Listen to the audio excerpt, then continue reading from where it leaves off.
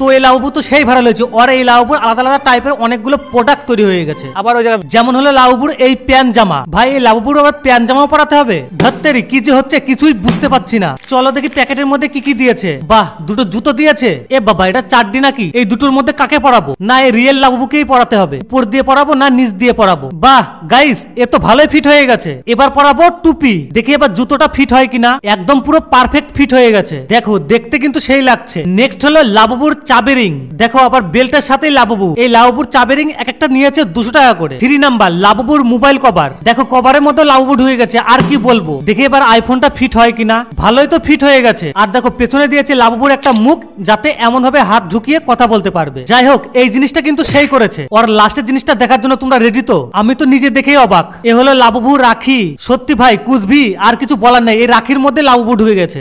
যাই হোক, এবার কমেন্টে বলো এগুলোর মধ্যে তোমাদের কোনটা সব থেকে ফেভারিট লেগেছে।